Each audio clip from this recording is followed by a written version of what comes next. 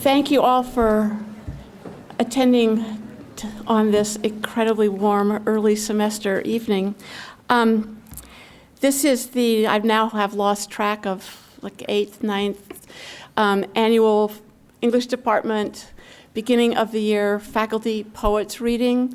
The purpose is to start the semester off pleasurably and poetically, and to reaffirm that this particular English department actually knows that poets are alive and writing today, and even invite some of them to teach in the department, where we get to meet other younger than us poets who are in the English department and other departments, either as undergrads or as graduate students.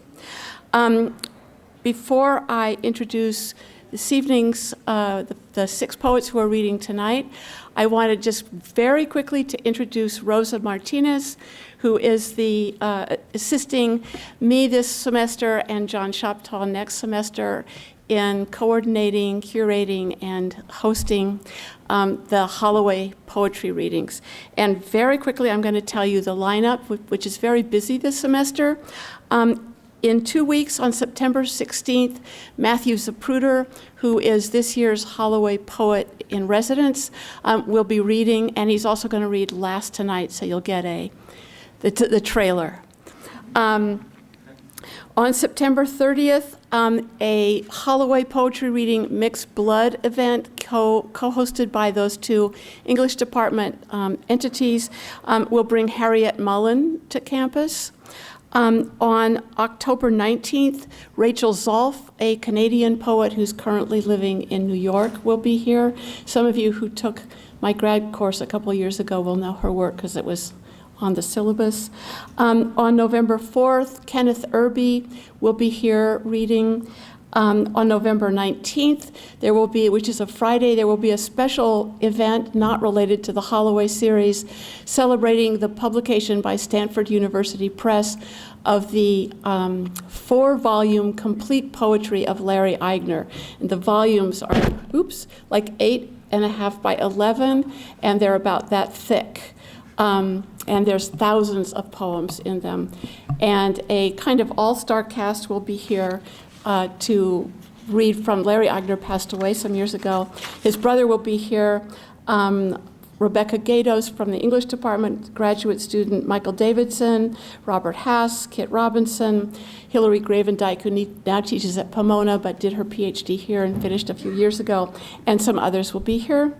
November 30th, there is a reading to celebrate publication of an anthology called Indivisible, co-edited by 3 Southeast Asian Indian American, like very hyphenated group of people, including the woman Sumana Kaipa, who did her undergrad work here. And one of our graduate students, Swati Rana, will be introducing that, and then we'll be reading in it, since she's a contributor to that anthology. And then finally, on December 3rd, which is again a Friday and not part of the Holloway series, is an event to celebrate the life and work of now, sadly, the late Leslie Scalapino. And all of these will take place in this room. All will start at 6:30, and at the Leslie Scalapino event, there'll be some film clips by a Bay Area filmmaker named Conrad Steiner, who did some work with Scalapino's poetry, and then Joanne Kiger, Ray Armentrout, Michael McClure, Maymay Bersenbrugge, Kevin Killian, and about 12 other people will be at that event. All right, so now for tonight. I'm Lynn Haginian, and will read first on the program since I'm already up here. But I'm going to give just super brief introductions to myself, how do you do, and to the other 5 readers, to the other 5 poets. I also want to acknowledge the Cal Bookstore for bringing books by the poets who are reading tonight. These are for sale, but also for browsing, and it also, the group of thingies here includes a CD from the opera that John Shoptaw is the lyricist, librettist for. Okay, my most recently published book is Saga Circus, which is over there for sale. A book called The Wide Road, which has been described by me and my co-author, Carla Harriman, as an erotic, picaresque novel, is coming out later this fall. And then the work that I'm going to read from, called The Book of a Thousand Eyes, is coming out a year from now. And I think that's enough about me. The second person to read this evening will be C.S. Giscombe, also known as Cecil Giscombe. His most recently published book is a beautiful collection of prose poems called Prairie Style, which is for sale and came out a little over a year ago. This is, I think, Cecil's seventh book. Other books include Giscombe Road, which is a cross-genre foray into historiography. It's a work of memory, not necessarily his own, a work of lyric ethnography, a contour map whose contour lines are poetry, and a pastoral meditation. His list of publications also includes Into and Out of Dislocation, a prose account of, among many other things, aspects of the Black diaspora, north into the far north, his own travels in Canada, and the writing of Giscombe Road. Work of Cecil's appears in several important recent anthologies, that each of which has a different and particular focus, which is to some extent indicative of the range of Cecil's own interests and the importance of his work in contemporary American poetry. These anthologies are American Hybrid, a Norton anthology of new poetry, Lyric Postmodernisms, an anthology of contemporary innovative poetries, and Black Nature, 4 Centuries of African American Nature Poetry. After Cecil, we will have an opportunity to hear work by Geoffrey G O'Brien. Geoffrey's first major book of poetry, The Guns and Flags Project, was published by the University of Press in 2002. His second, Green and Gray, came out from the same press in 2007. And a third major book titled Metropole will be published this April, again from UC Press. While we wait for Metropole to come out, 2 recent chapbooks published this year are available for us to read. One called Hesiod, published by The Song Cave, that's the name of the publisher, and Poem with No Good Lines, published by Handheld Editions. In addition to teaching in the English department here, Geoffrey teaches literature and composition at San Quentin Prison. Fourth on tonight's roster of poets is John Shoptaw. His academic big major work, which is on the poetry of John Ashbery, is called On the Outside Looking Out, the poetry of John Ashbery, but he has a larger life as a poet and, as I mentioned, a librettist. As a poet, he brings into play a fastidious and elegant and yet natural sense of prosody, which is often put into the service of narratives, and particularly of something one might term American narrative. Variously laconic, angry, nostalgic, he writes about ordinary American extraordinariness.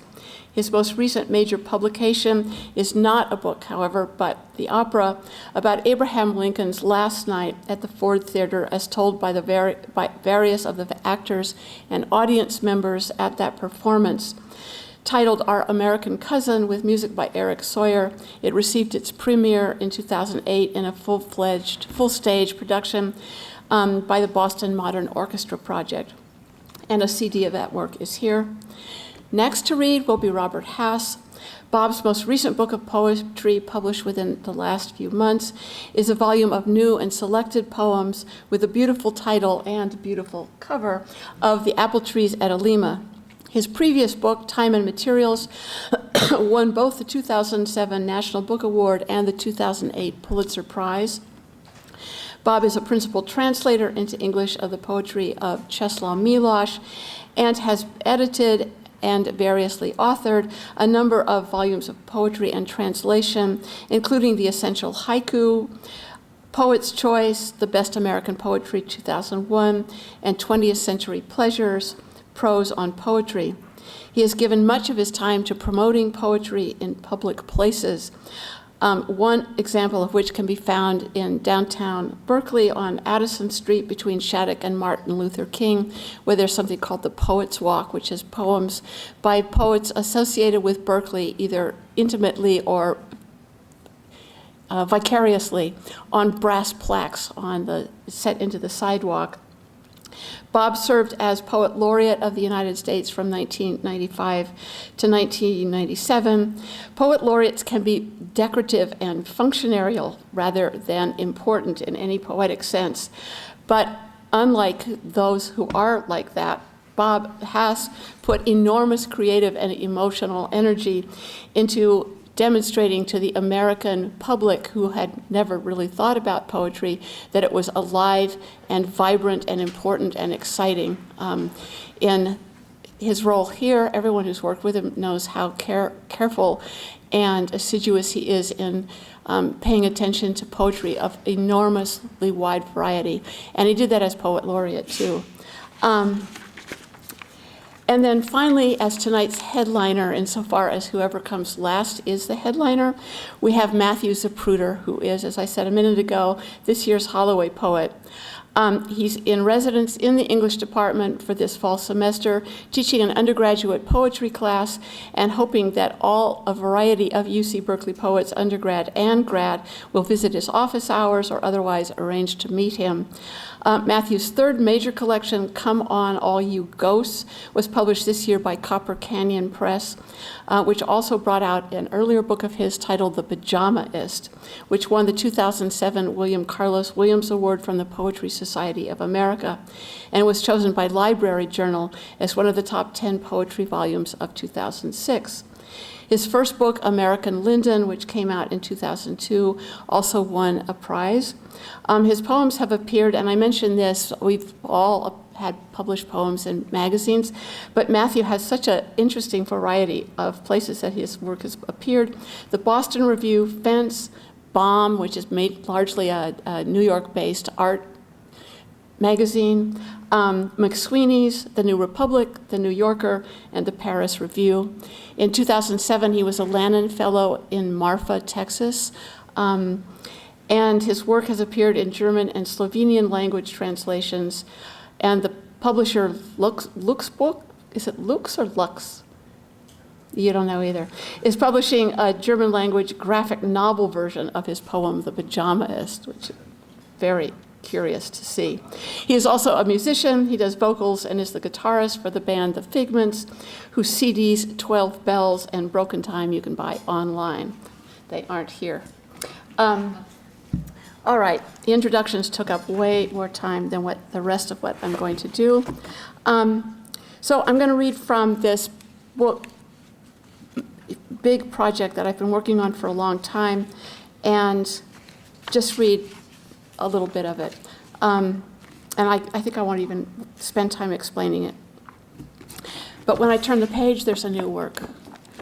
To become non-existent, what is eternity but that which is no further followed? Old women don't swing in unison, too, among others, their deaths.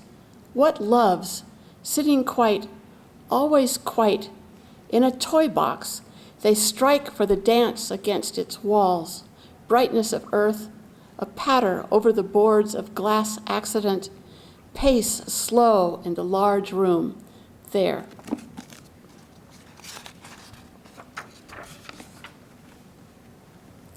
Innumerable and infinite little ants, tawny, sharp-snouted, dog-toothed, ubiquitous, goose-necked, long-winded, and eared, like rats.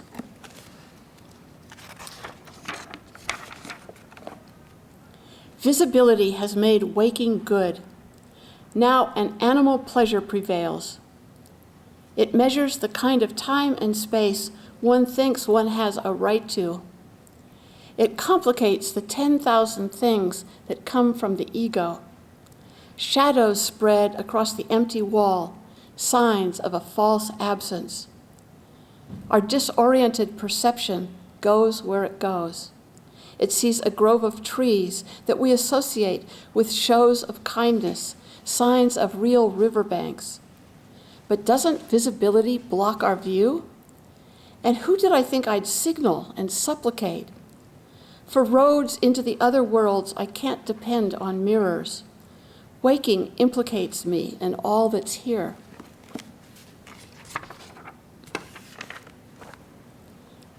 I pamper myself by completing mundane tasks.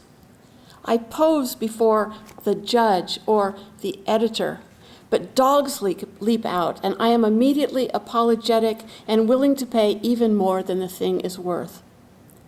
I leave a big tip, which simply flaunts my empathy. Sentimental people wage war against numerous evils, and they count them. The count might come out with 9 dead, 30 injured, and 100 sick, or there might be no one dead, but hundreds sick.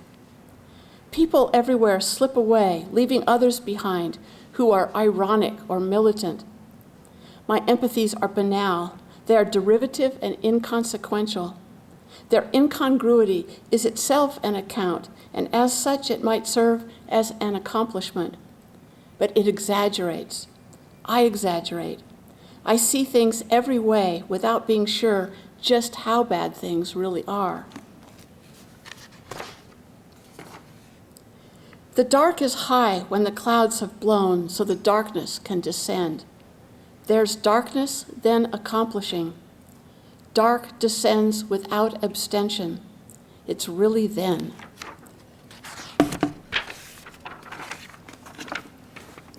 Once there was a yellow fortress which stood on an island between the shores of a cold gray river running through an ancient city. In fact, it is there still. The walls of the fortress run straight down to the water, and in the fortress are many empty rooms. At the moment, the river is swollen and turbulent. War has caused heavy rains, and many citizens are mournfully swimming. Among them is a woman in a red blouse. She is trying to hold a canary in a bird cage at the end of a long stick above the flood. Another younger woman in a blue cap is holding onto an inner tube with one hand and attempting with the other to paddle with a pot. The river is cold and public. Soldiers manning the fortress walls have been equipped with black rubber bows that are easy to draw, but their wilted, floppy arrows droop harmlessly from the bows. The authorities are sacrificing everyone. In such a situation, sleep is impossible. Many women, as the war began, wanted to protest, and gathering together they did, pointing out the arbitrariness of battle, the inadequacy of the battle plans, the laughable positioning of the weapons, the pathetic brevity of the outcomes of all events, while demanding their right to eat, to peace, to sex, to dress, to dream, to sleep. They were forced to applaud as the warships retook the sea. A dream may be a city without citizens, but it has a river to maintain. In the end, the soldiers entered the beds of the women and turned over and over, or the women did, or the women turned the men. No one could interrupt this alone, and yet it still wasn't sleep.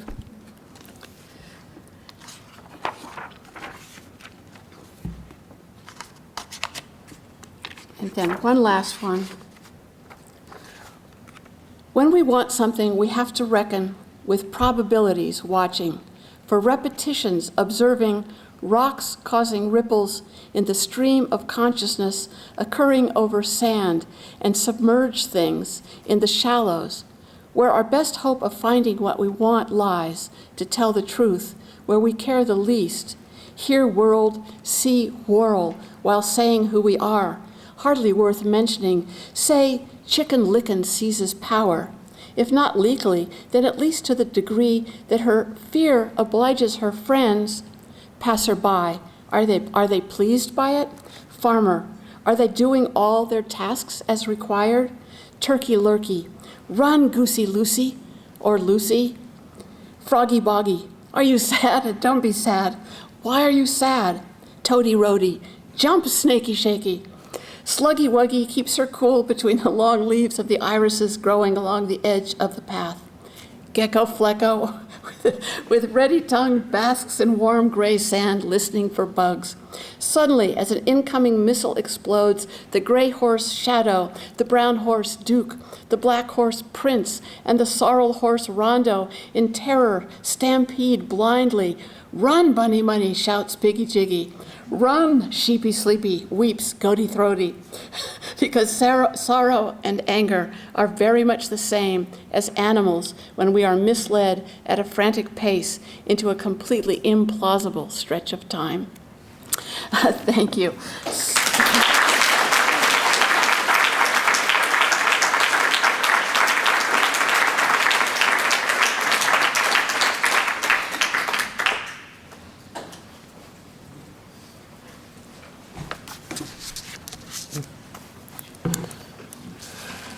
Good evening. Thank you, Lynn, for the introduction to me and to all of us, and thank all of you for coming out on a lovely warm day. It's my pleasure to be here reading poems with my friends. I'm going to read more writing about Canada, a series called East Line. Prince George, British Columbia, October 2009. Having pulled together with others, writers on the East Line for the Railway and Forestry Museum for the afternoon of the 17th, I arrived on the 15th and bought a room in the downtown motel. Testy First Nations girls on Dominion Street at a dance club night of the 16th, amongst rollicking white boys, but I always had to be the peacemaker. The river, the Fraser, was only specific to points along it. In town, at night, the tincture's different.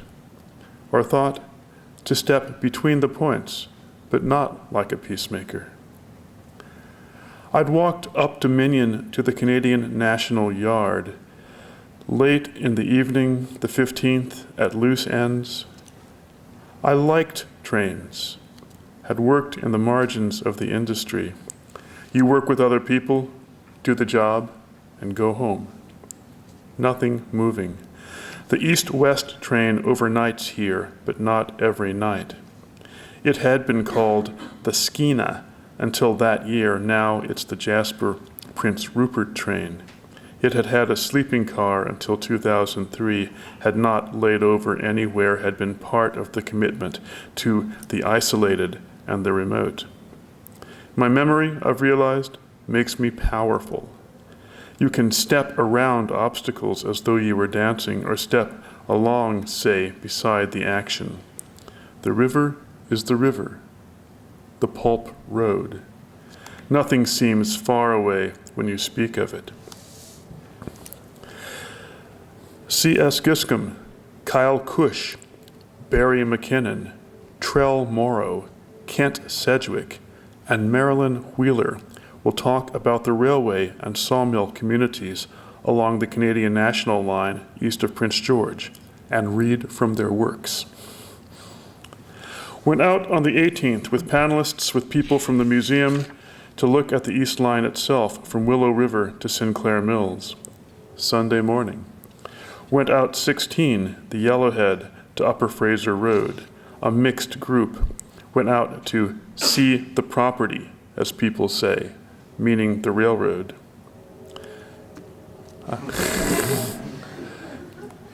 In each town, the railroad appears. Willow River. Significant intersections Upper Fraser Road with Railway Avenue, head-on, via Rail Canada, Mile 127, general store visible near track, north side.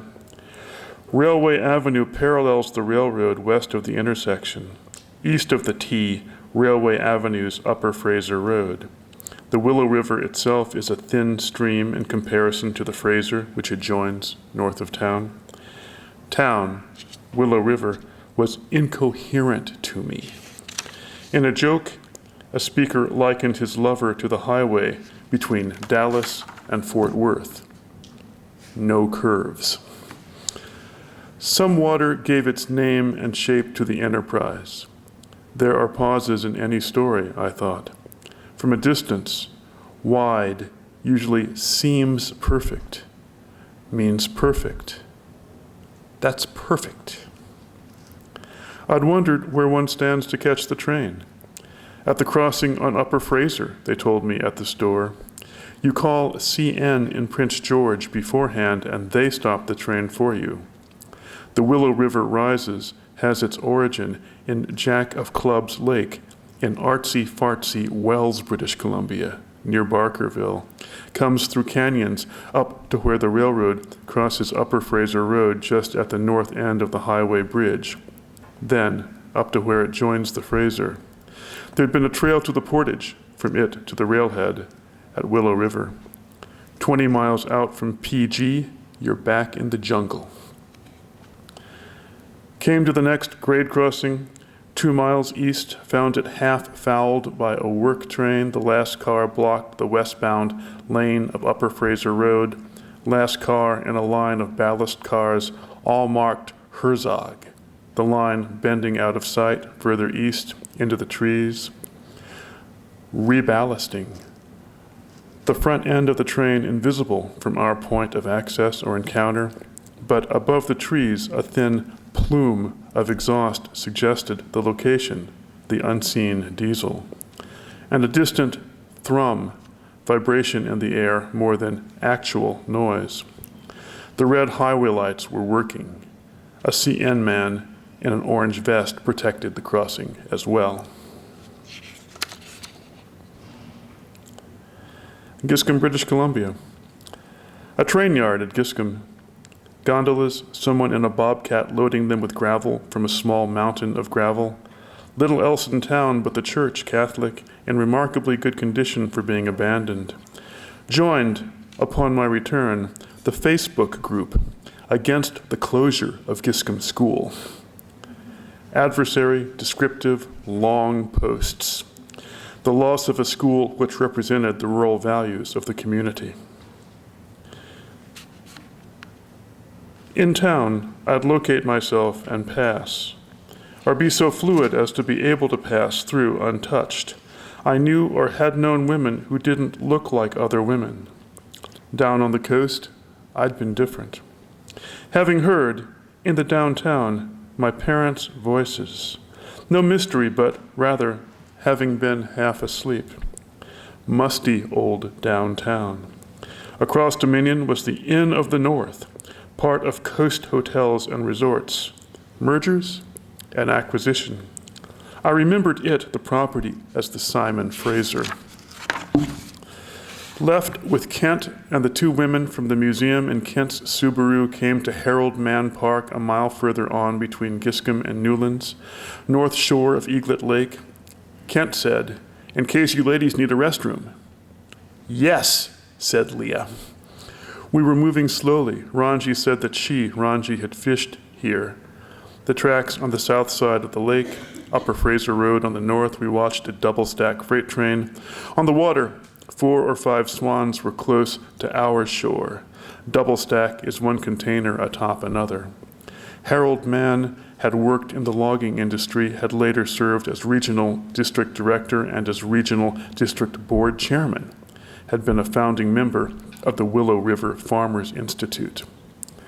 When he arrived here in 1935, logging roads had yet to be invented, and it took 3 days to get the first 2 logging trucks Prince George had ever seen to Giscombe. Newlands.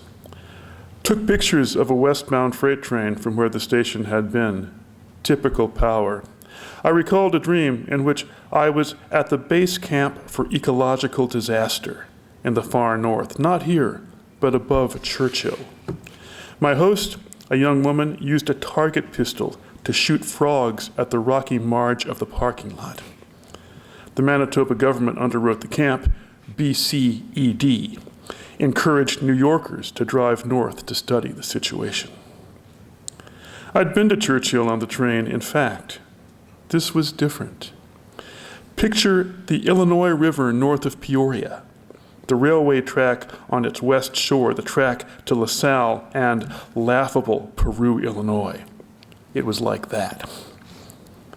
My friend wrote, "Where are the Andes?" and answered, "I's Andy if you's Amos." I like a single voice or horn, have said as much before, plenty. The chorus can mock it, new to whom, but that's just rolling. A disaster is never enough. Aliza Lake. Passing track there. Via Rail Canada stop adjacent to the highway. The tumble-down oblate situation gone, but several houses remain inhabited. In another dream, taking the train to battle.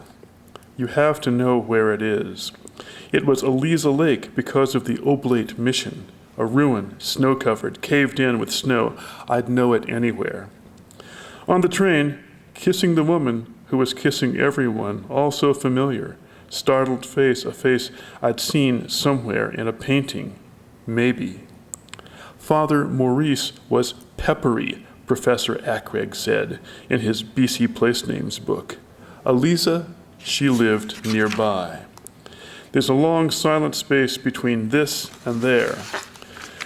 An ancient river channel marked by Hansard, Aliza, and Eglet lakes.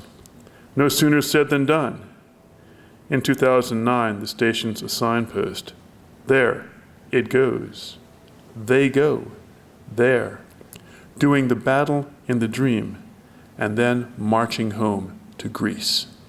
Thank you.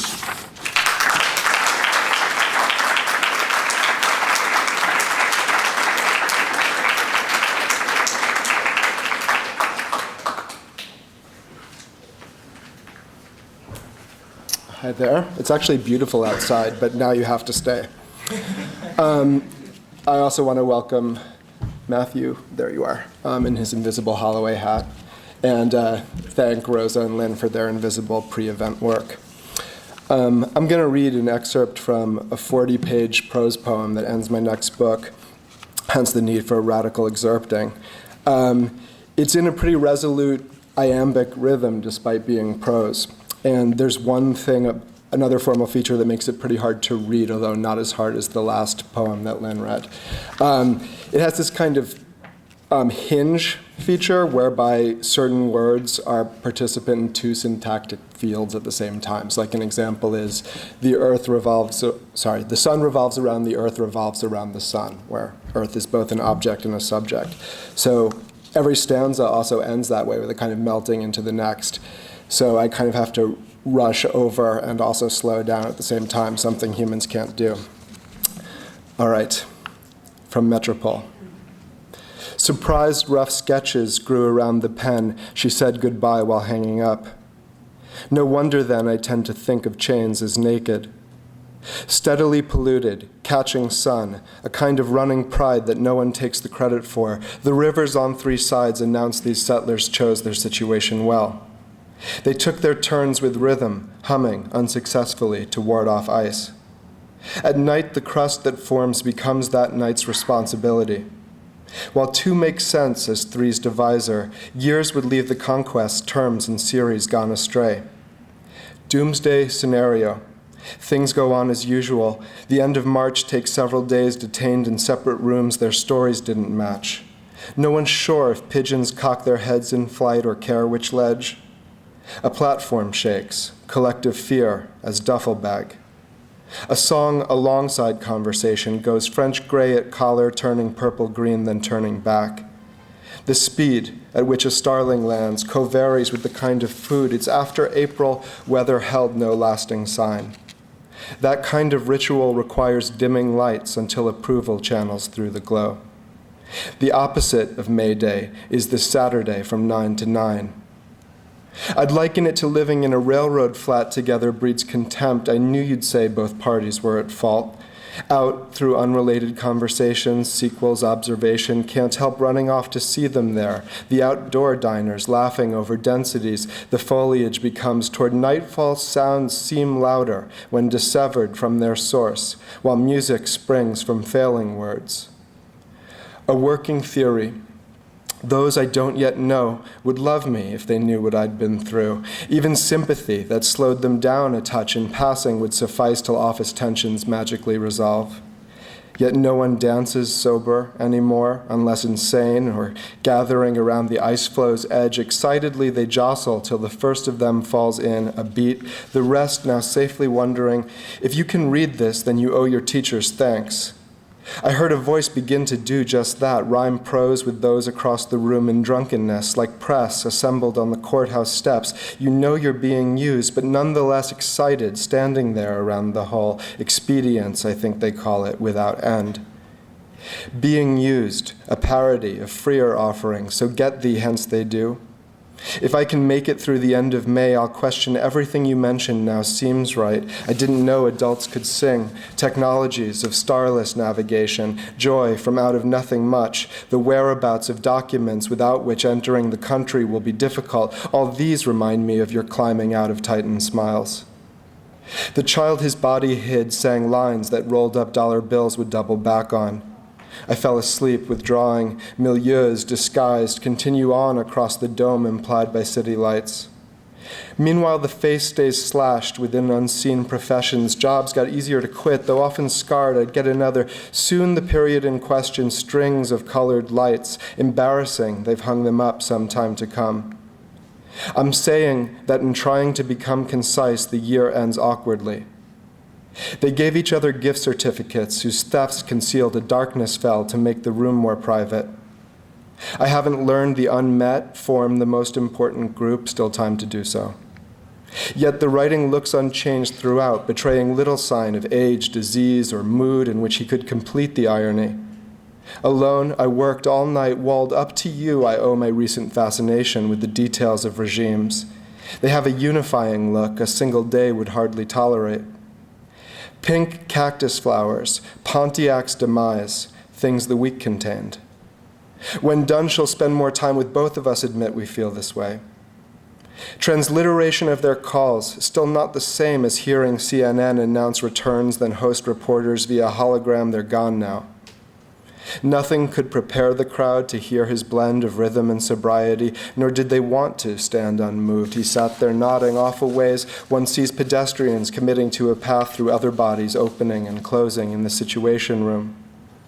Squinting when the lights go on, as if my eyes held wishes disappointed power didn't come from coal. Yes, waking up had always gone that way. Struggles half obscured in blood and fire, yellow, red, and gold at cheek and throat. I turned the moment on. His face was shining out of gratitude for aid, recording that effect. Successive waves return from just beyond the shore, where ice road free use of these motifs suggests a supple understanding that the face and head can turn repeatedly. The pattern of the shield was raised with spears like current hours sent through time to see, so some believe it written very quickly, others soon agreed. The owl or spider hidden on the dollar bill, rewarding paranoia, is, if anything, a printer's mark. Viewed through small embedded lights, North Oakland looks like contests won by quiet whites and pinks the jasmine spills.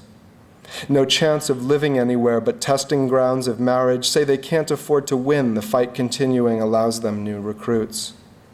Eventually, the steps outside sound indistinct from cracking ice or banging on a table. Those demands. I went alone, accompanied. Unaware your eyes were closed in exercise and trust, the euphemisms from that time, as though December needed any more, now look like ways live feeling deadened walking forward into crowds. No one spoke, the contents in their bag of errands glowed, until he couldn't take it. So disgusted by the holidays, they'd broken down the Walmart's doors and trampled several children in a parody of getting back what's theirs. Damage both a measure and a measurement, they make their last attempt to settle down. Her mania begins with overspending, gifts. Your wages went so far you try again, it clogged. Surprising how remembering a private pain resembles car alarms. Walled towns and river bridges both gave way before a future no one lives to see arrives repent. Assembly lines, amusement parks for products riding belts through time as falling snow still coming down the white of shredded packaging. We watched together and apart, a memory in other eyes revived. The argument went down some unrescinding paths he failed to see how leaving would improve. On finishing the class, I feel used up the time we had, but wouldn't want to vouch for their experience. Recent cuts, both ways across the mouth goes breathing speech. Obesity was common on the graveyard shift. I worked for several years, then left like Bartleby. Afterwards, I thought of as events, quotation spring. So visits home were reading foreign text by dimming lights, the prep work done. She comes back in to join us, pleased. We follow scripts. The sun revolves around the earth, revolves around the sun. Looking at the waves, I tried to be completely stationary. Swells, they used to call them. That New York is gone. Beneath prosperity, an older country waits. But if full candor is your God, the past looks wrong. If not, a kind of languor then at having limbs. This figure represents the English influence and holds a sounding lead. Between the crossed arms of the windmill, beavers flanked by barrels stand for native products mentioning lament. The middle rests like policy. It's not the NYPD shield for nothing. Though sitting on the water where our thoughts assemble furniture, it's hard to think of them as having done too much regarding sentencing reform is not enough. Avoiding summary, the prison dully glows with certain colors banned. Long before they run for local office, they have trained to speak while looking through a window, unaware of on which side the house is, none can say. All alone, the laws change helplessly. We teach them anyway. They're building more without consent, far off, across the water, undetected. The system runs on shock and modeled acquiescence, like the dominance in packs of dogs, looted, bombed, and burned. The snow is falling generally, a paraphrase. You're doing fine, inside the claim you haven't seen the sun for several days, as though my care could also disappear. The public works he promised sounded like a story told to children drop their toys in time. Softly, this economy holds all who have it. A hand will not release its branch until the next one's grabbed. He thought of trade beginning in those private moves. The next few weeks look hard for you, like always. Thank you.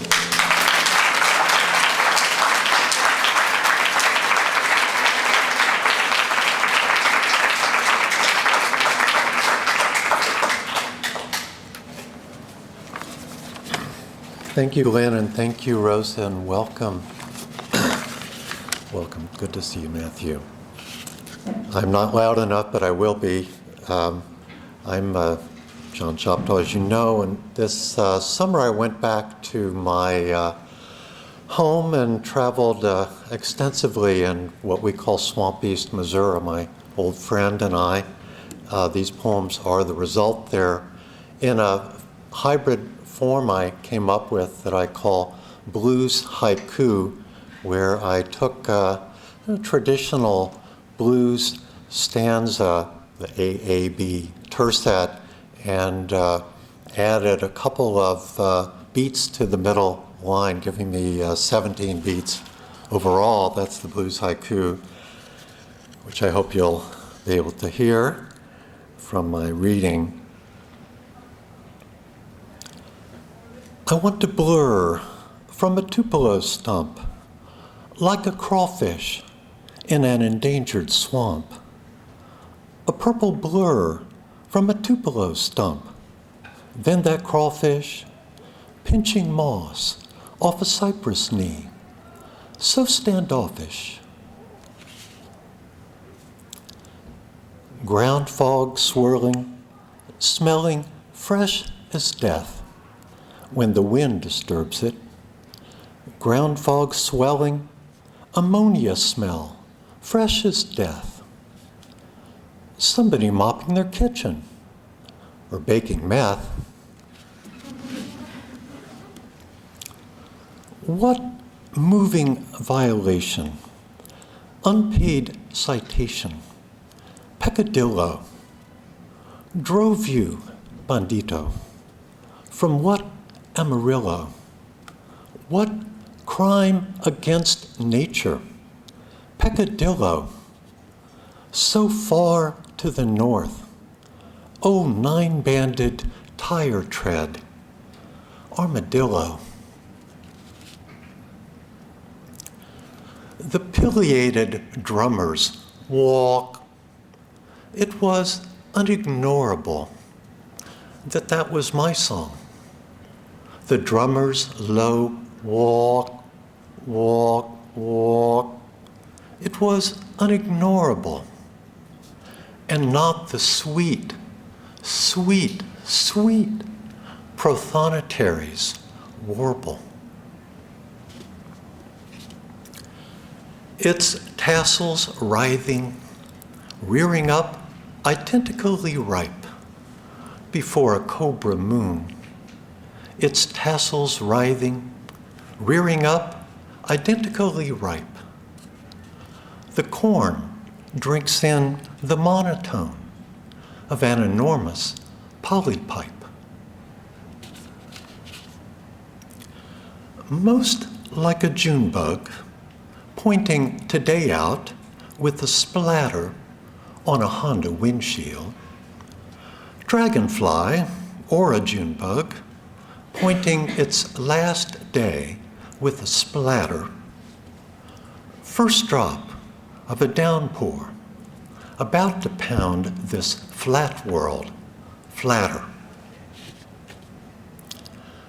I wonder if the rice will rise with a newer luster from this flooded field, if its thin green blades will rise with a finer luster. Now it falls with a symbolic hiss from that souped-up crop duster. That's true, by the way. I might just walk barefoot down to the moody Mississippi, like a Sikh to the Ganga. Might work both my feet into the mud of the mighty Mississippi, in the name of no power in the mud, but the muddy Mississippis. The towpath to the deep south, it don't feel too well, and it makes me woozy. Towpath to the river mouth, no, it don't feel too well. Laid up with a laughing gull and a brown pelican shell. The mounds of Towasagi, shadowed from the pounding sun, I found their replicas in the soggy clouds, towing shadows in the pounding sun, and in the anthill complex on the mound I sat cross-legged on.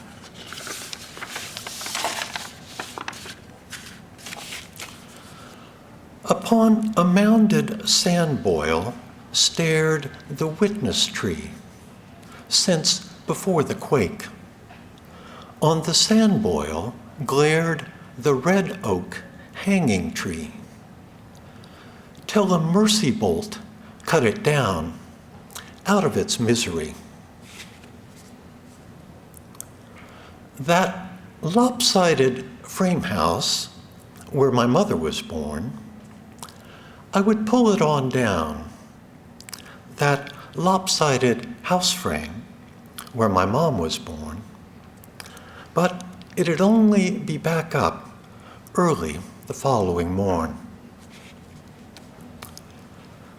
Couple of geezers hobbling down Cahokia Mound's interpretive walk pass a crumpled grasshopper cooking by Cahokia Mounds. Then another. No, crawfish, a great egret must have found.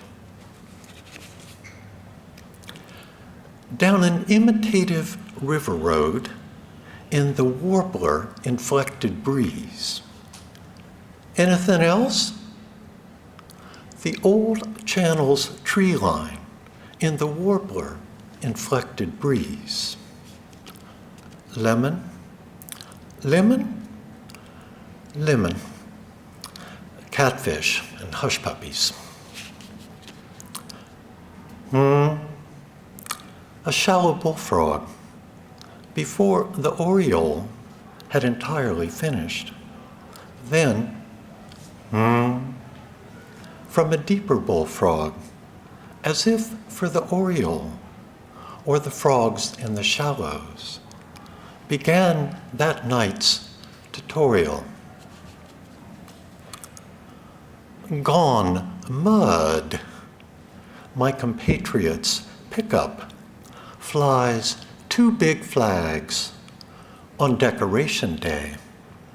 His supersized pickup, an American and a Confederate flag, and a note I left on his wiper. War was no friend to the Brobdingnags.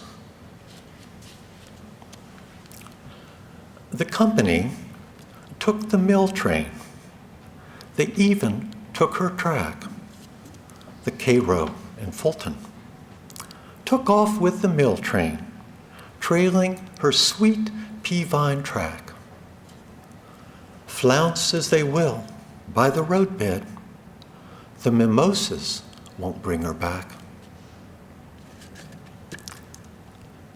The man with the left-handed cane that had a rear-view mirror, who was pushing 90, cane with a black bulb horn and a rear-view mirror, keeps an eye on an unseen gumball wailing nearer. From this scenic outlook, you can see the limestone bluff and across the river. From this Trail of Tears outlook, the Buzzards' limestone bluff. Draft mule for dinner. The Cherokee had seen enough. This pink nail polish will drown the chigger in the itch, or petroleum jelly. A little polish on the privates will drown the chigger in the itch. Traveling bug or bug bite, I don't care which is which. Thank you.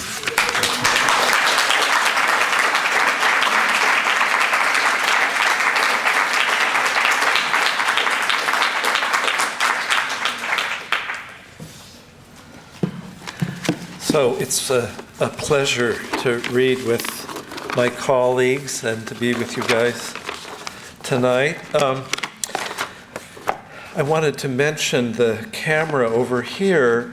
One of the things that's happening on campus this fall is that Fred Wiseman, who's the most extraordinary American documentary filmmaker now working, is on campus making a film about Berkeley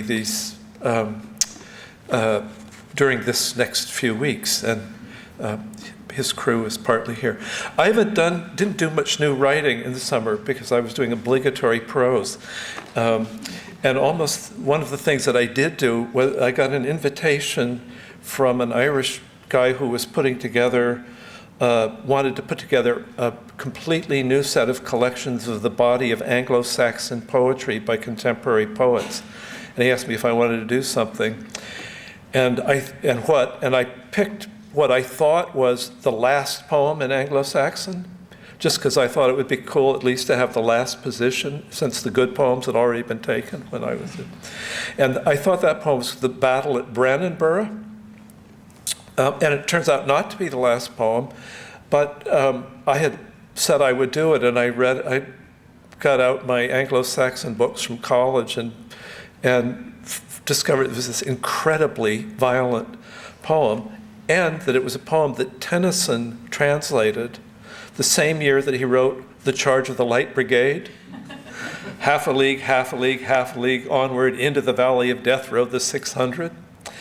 And that was a poem about the Afghan surge by British imperialism. And so then his translation of the poem. Anyway, so I thought, if he was going to do, anyway, so I decided I would try to channel Quentin Tarantino and do a different version of The Battle at Brennanburgh. The story is that the Anglo-Saxon had settled in the place, and they were being attacked from all the sides from other people who wanted to raid and pillage. The battle at Brunanburh. In that year, Aethelstan, Thane of Thanes, king, ring-giver, won glory in a battle at Brunborough with the blade of his sword. Also the eighthling, his younger brother Edmund, they broke the shield wall, hewed linden boards with sword edge, hacked them with hammered metal. They were the sons of Edward, Alfred's grandsons. It suited their Saxon birth to spill the blood of a loathed foe, defending their lands, their homes, and their hoard goods. Oh yes, the enemy was stove through. The Scotsmen and ship raiders fell as if fated. The fields soaked up blood from first light at morning, when the Lord's star, the eternal Lord's bright candle, rose to glide over earth till it had gone to its rest, glorious being, and left behind bodies that spears had destroyed.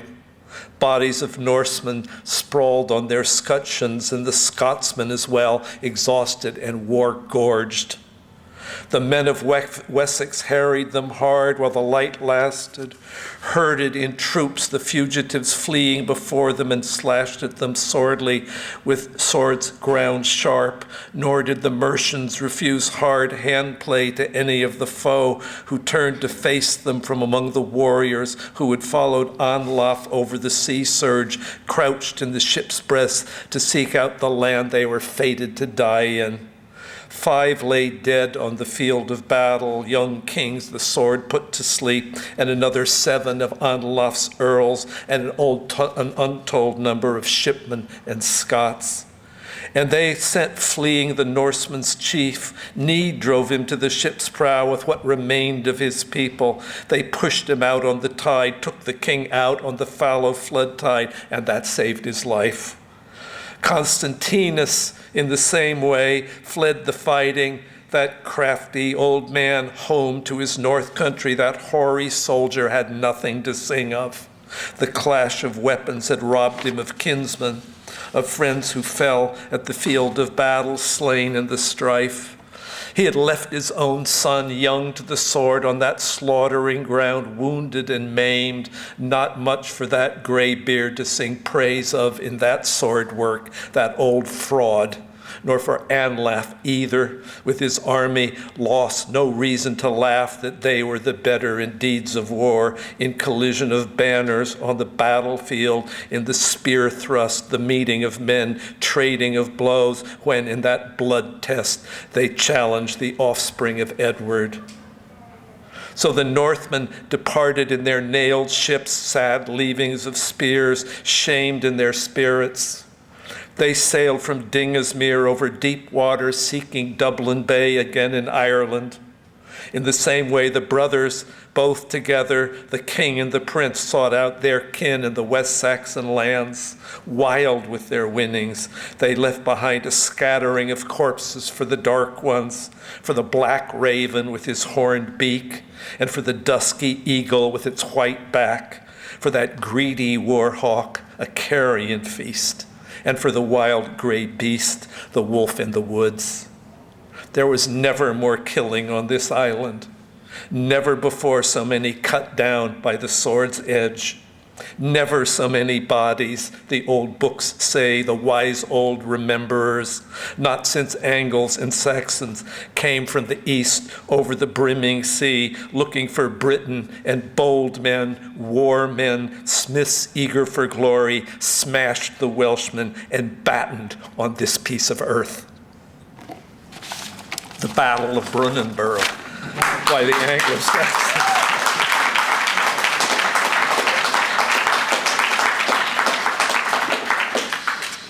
I thought I had another poem here.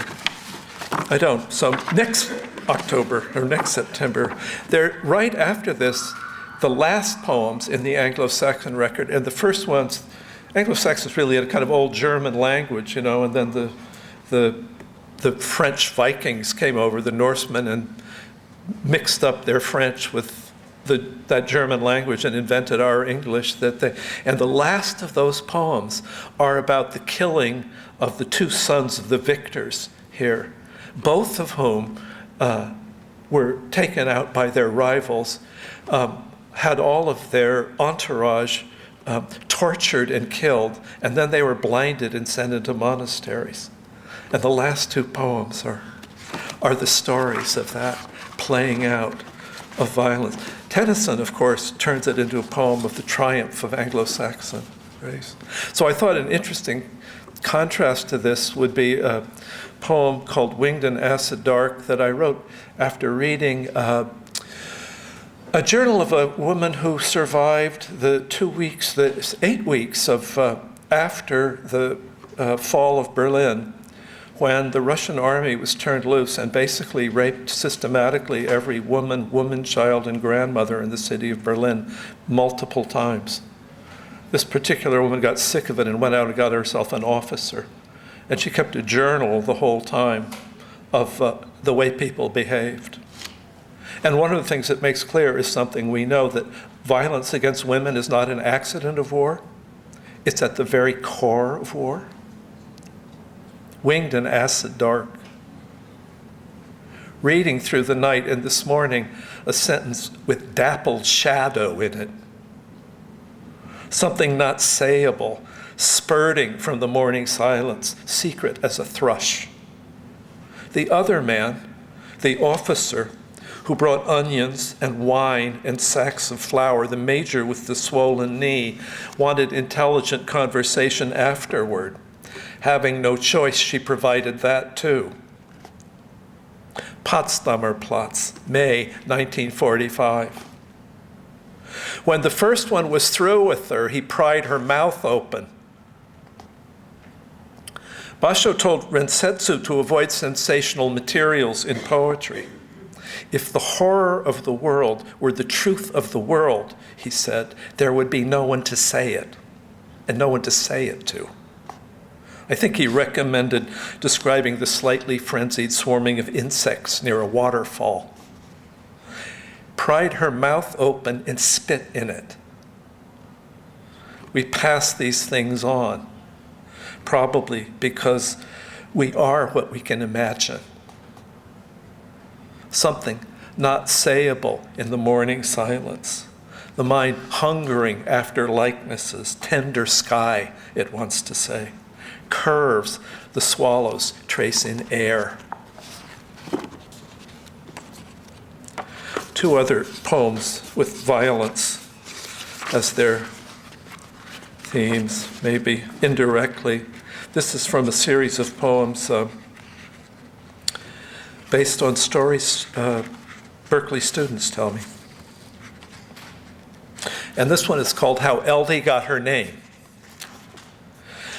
The neighborhood had been so dangerous, she said, that one summer when the mailmen refused to deliver the mail, the neighborhood had been so dangerous, she said, there was one summer when the mailmen refused to deliver the mail. Her mother never appeared, and her grandmother, who had bought a handgun for protection and had also taught her how to use it, would walk to the post office with her for the sweet, sing-song, half-rhymed letters that smelled, or that she imagined smelled, of Florida.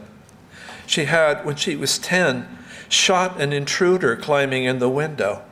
The roar, she said, was tremendous, and she doesn't know to this day whether she hit the man or not. A big-boned young woman, skin the color of the inside of some light-colored hazelnut confection, auburn eyes, some plucked string of melancholy radiating from her whole body when she spoke. Did your mama come back, we asked. Never did come back, she said. The mail started up again, but the letters stopped. Turned out she was good in school, and that was what saved her. She loved the labor of schoolwork, loved finishing a project and contemplating the neatness of her script. Her grandmother, she said, shook her head sometime, amused and proud of her, and called her Little Diligence. And that was how Eldie got her name.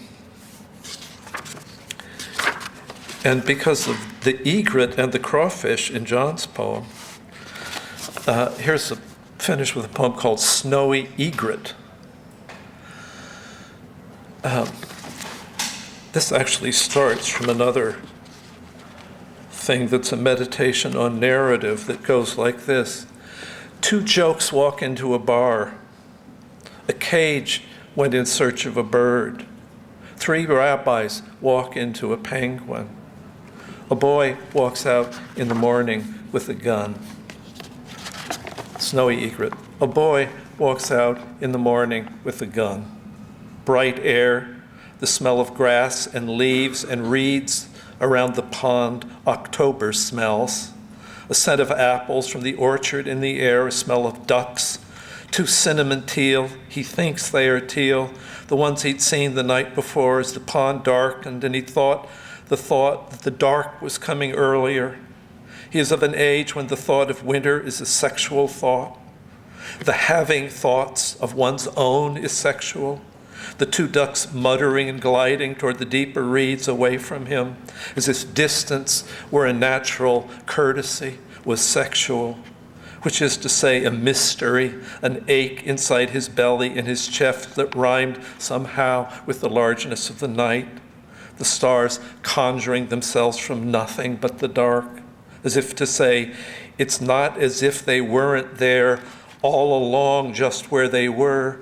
That ached in the suddenly, swiftly darkening and glittering and cold.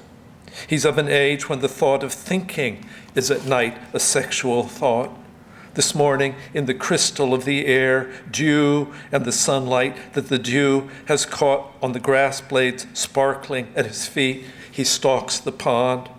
3 larger ducks, mallards probably, burst from the reeds and wheel and fly off south. 3 red wings, gone to their winter muteness, fly 3 ways across the pond to settle on 3 cattails opposite and crossways from each other, perch and shiver into place and look around. That's when he sees the snowy egret in the rushes, pure white and stone still, and standing on one leg in that immobile, perfect, almost princely way.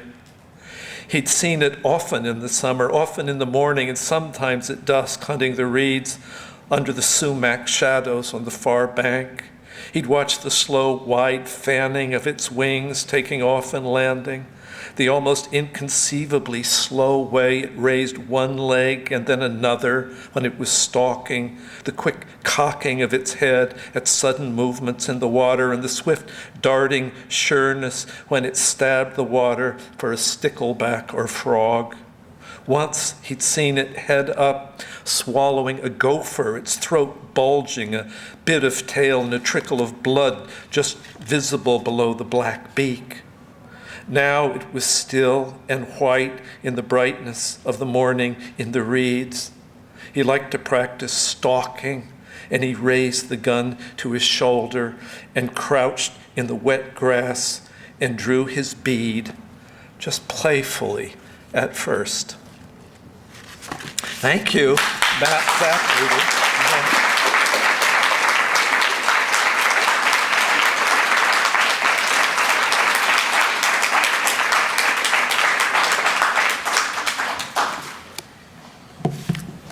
Hello.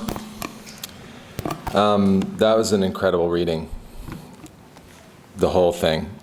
I felt like that a lot just happened in the past hour. And it's a real honor to be here for many reasons. First of all, to be here tonight reading with this group of poets whom I admire and have read all of their work and just feel really privileged to be up here on the stage with them. Only the vagaries of the alphabet could justify me being here last as a Z. I'm used to it. But also, it's an honor to be teaching here at Berkeley, entrusted to teach here. It's one of the great academic institutions in the history of humankind, for sure. And it's just every time I walk onto campus, I feel very lucky to be here. And I don't say that merely to flatter you, because I'm also a graduate of Berkeley. I have a master's degree in Slavic languages and literatures here. So another reason it's an honor for me to be here is because the first poetry readings I ever saw were here in this room on this stage. And it's where I first understood that there were actually living, breathing poets and practicing their art. I saw Milos read here, I saw Bob Haas read here, I saw Lynn Hajinian read here, I've seen many, many, many wonderful readings when I was in school here. And so to be here is a total freak out in a good way. So tonight I'm going to read from a new book that's actually just came out yesterday. It's called Come On All You Ghosts. And then I think because so many new poems were read tonight that were amazing, I might just read one or maybe two newer poems than that. I'm going to start with a poem called After Reading Tu Fu, I Emerged from a Cloud of Falseness. Tu Fu was as most of you know, I'm sure, was a 9th century Tang Dynasty Chinese poet, and he was the great poet of his age along with Li Po. But he was sort of the Li Po, at least from my reading and understanding, with Li Po was like the carefree, happy, crying drunkard who would fall into his own reflection in ponds and wrote all the time and was light and free. And Tu Fu was more neurotic and upset all the time. And so I'll leave it to you to decide which one I identify with more. So the poem is one of those poems where the first line just sort of goes right into the poem. After reading Tu Fu, I emerge from a cloud of falseness, wearing a suit of light. It's too easy to be strange. I glow reading a few pages of an ancient Chinese poet to calm me, but soon I'm traveling down terrible roads like an insect chased by golden armies. Then I'm tired in a little boat filling with smoke. Then, in the seasonably cold morning, I'm once again missing my friends. Some have been sent to the capital to take their exams, or work for a while, or be slowly executed. I cannot help them. I'm trying to build a straw hut beside the transparent river. The sky is a perfect black dome, with stars that look white but are actually slightly blue. I have 2 precious candles to last me a night that has suddenly come. I feel the lives of cities drift through me. I'm a beautiful scroll on which the history of a dynasty has been written in a dead language not even one lonely scholar knows. I see sad, crushed plastic everywhere and put some thoughts composed of words that do not belong together, and feel a little digital hope. Okay. Second poem, late addition to the set list, because Cecil read all those great poems about trains, so I want to read this poem for him. So I wrote it when I was living down in West Texas, and the train was like the major event of the day. You know, the train came through and it was like, wow, something really is happening now, and now nothing is happening again. And sometimes it would come through the middle of the night too, and that was also exciting, like in a different sort of way. This poem is called Poem for Tony. Sometime around 11 p.m., the you I was thinking of left my head. I was in bed among my white 10 billion thread count cotton sheets. The pillowcases cradled my head like the earth a very young carrot. This very white moment of being alone, without any loneliness, I ruled and was ruled by.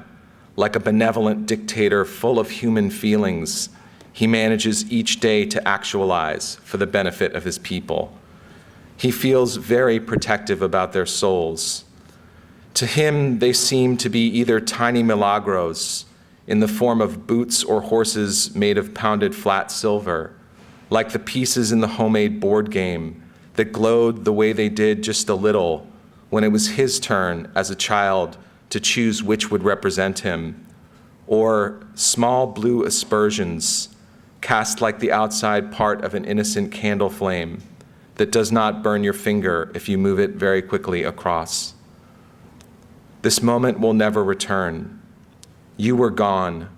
For a while I heard crickets and some kind of bird doing something there's probably a word for between hooting and whistling. Then the train, which despite all those songs is not very mysterious at all.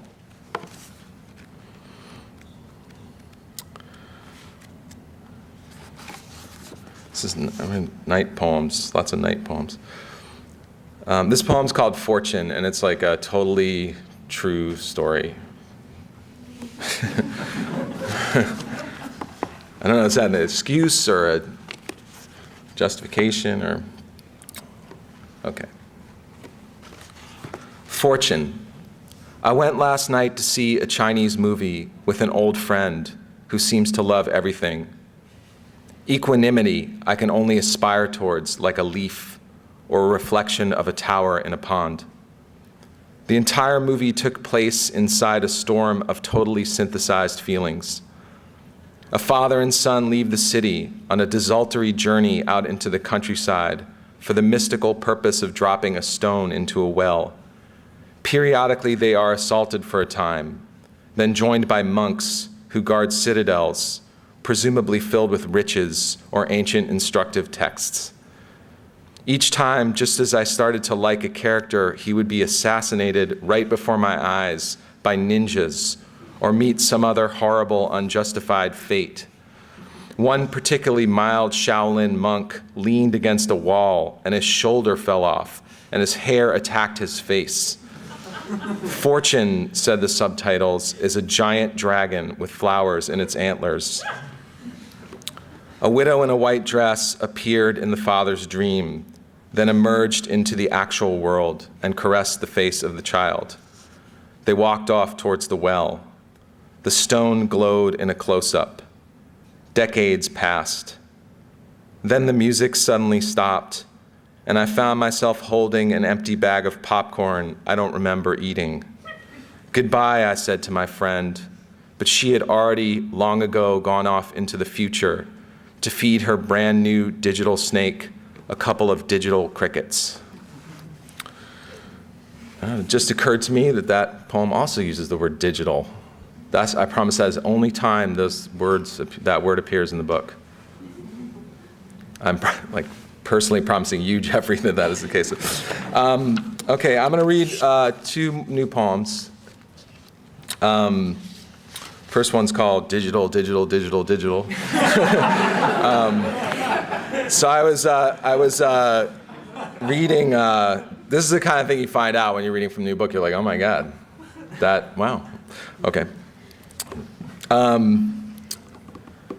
This poem I wrote recently because we're replacing all of our, what do you call them, like analog light bulbs? What are they called? The regular kind of light bulb, incandescent light bulbs with the curly kind. And I realized that I don't know how either of them work. So I looked up I did a little research on how the old kind work. First, the poem is called Your Eyes Are the Color of a Light Bulb Floating in the Potomac River. Just when it is time to say goodbye, I think I'm finally understanding the light bulb, but not milk or NAFTA, or for that matter, paper money. Let's not even get into my stovetop coffee maker. I don't even know how this book is fastened, or why that orchid seems happier, or at least its petals a little whiter when it is placed right up against the window, or how certain invisible particles leave the wall and enter the cord and somehow make the radio, make the air become Moonlight Sonata or Neighborhood Number 3. Basically, a lamp is a mechanism to shove too many electrons into a coil or filament. A light bulb, i.e. a vacuum, surrounds. The first filament was made in 1802 out of platinum. As soon as it was made to glow, the air took the electrons away, which left it charred like a tiny bonfire, just like the ones we have all seen when we squint and hold the glass bulb that no longer glows when we flip the switch. I wonder if my fear this morning, sitting in the dark and listening to music, is anything like the inventor of the telephone growing deaf and knowing all those poles and wires were starting to cover the land, and someday everyone would be able to get exactly what they want. And this last poem I'm going to read is, I'm one of those people who, like, if I pass a pile of records on the street, it's been left there, I cannot pass it without going through it. Wouldn't matter if I was on fire, like I'd have to stop and make sure, there wasn't an Earth, Wind, and Fire record in there or something, that I need to have. So I did that the other day, and and there was this great record cover I saw. It was a kind of guy dressed in a cool suit leaning against the door, and it just said, it's like Sergio Franchi, love is awesome, or it's one of those records.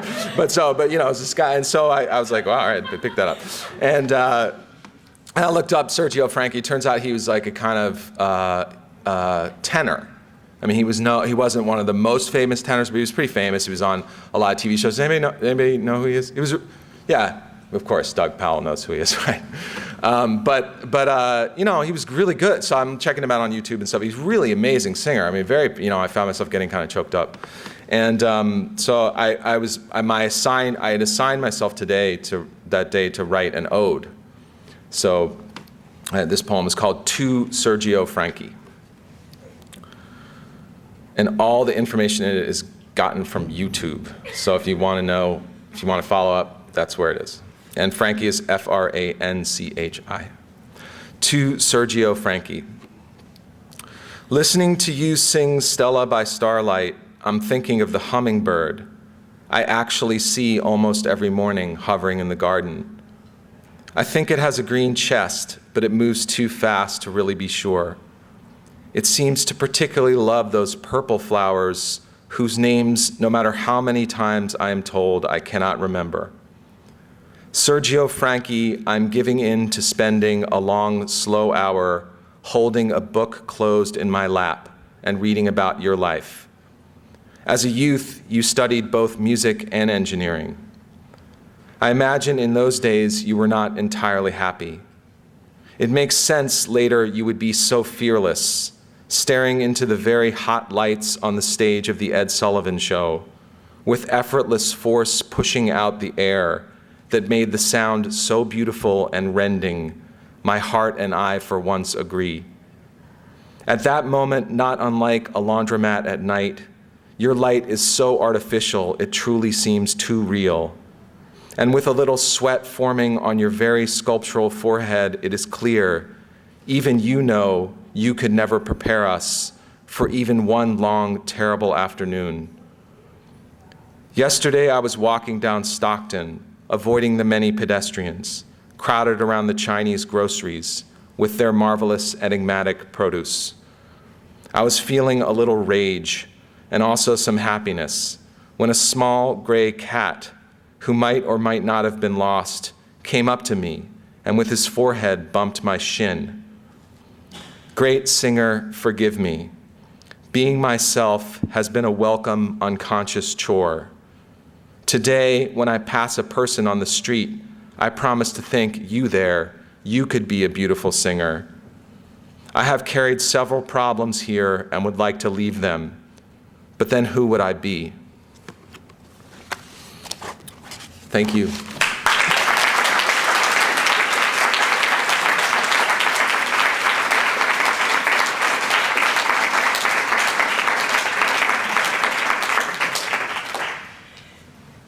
Thank you, Matthew. Welcome.